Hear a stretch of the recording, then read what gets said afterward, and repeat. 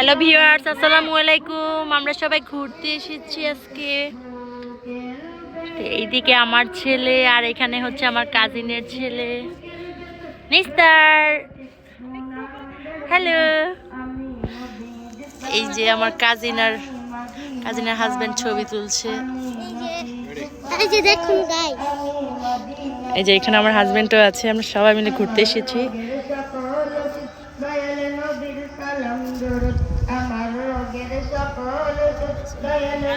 দেখেন ভিউটা কত সুন্দর।